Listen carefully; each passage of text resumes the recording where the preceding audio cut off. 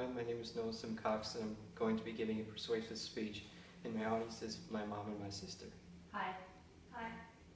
Imagine a world in which every member of society must participate in the killing of innocent people.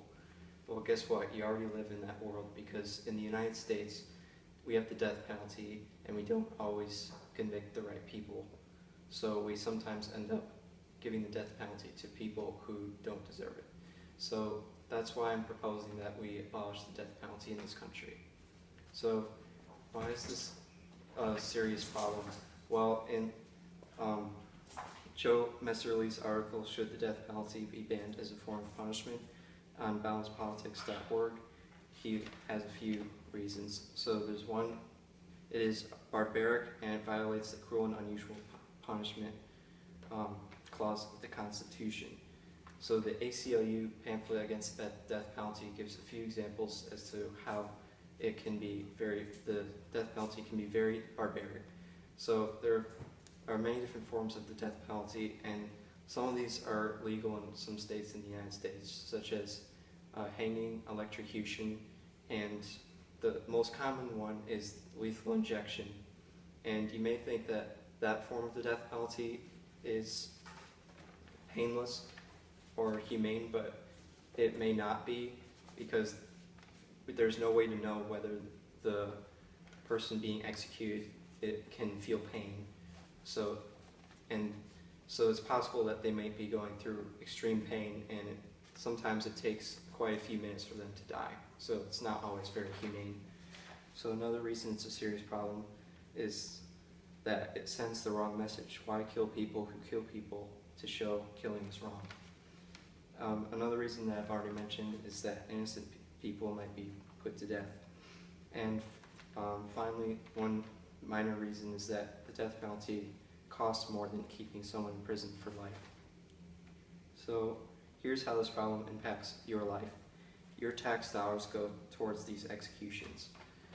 And I don't know if any of you have had this experience, but maybe you know someone who has been executed, and that can be a very traumatic experience. So some people say this isn't really a problem.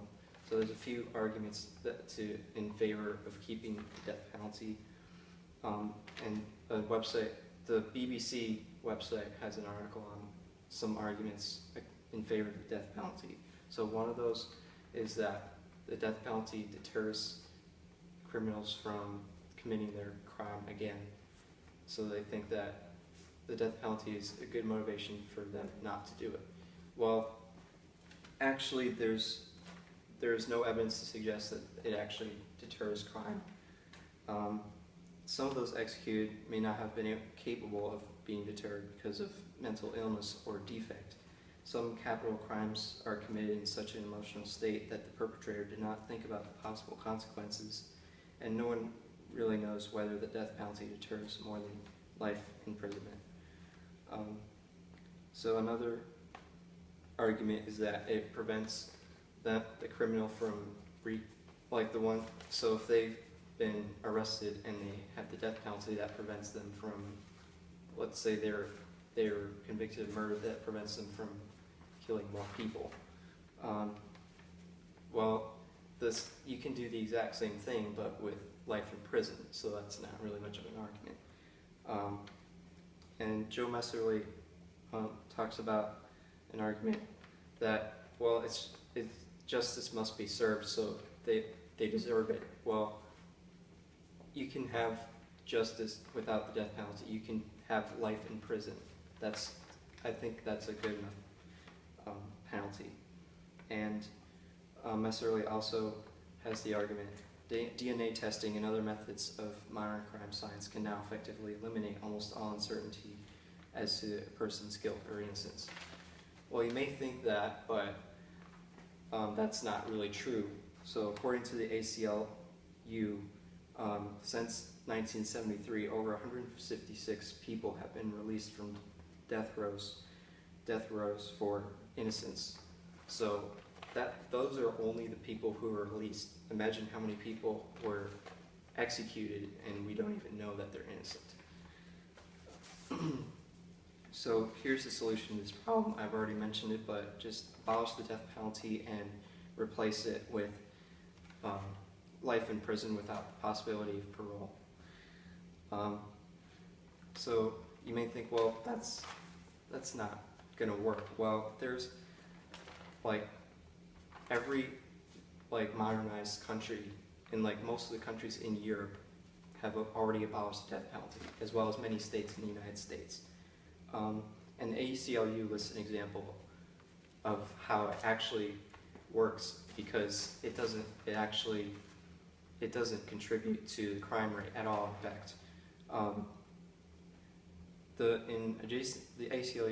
ACLU says, in adjacent states, one with the death penalty and the other without it, the state that practices the death penalty does not always show a consistently lower rate of criminal homicide.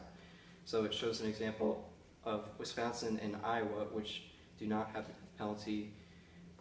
Between 1990 and 1994, the homicide rates there were half the rates of their neighbor Illinois, which has the death penalty.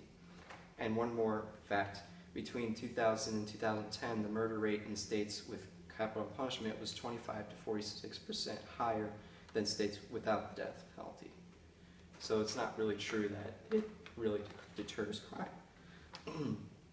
So just picture how much worse off we'd be if we don't move to use my solution. We live in a world where our tax dollars go towards killing people, some of whom are innocent. And just picture a world in which we don't kill people, we don't have state-sponsored killing of people. And so, yeah, that's basically my argument as to why we should abolish the death penalty. And a way you can help with that is do whatever you can to spread this message and elect politicians who will take action to abolish the death penalty. So I guess that's about it. So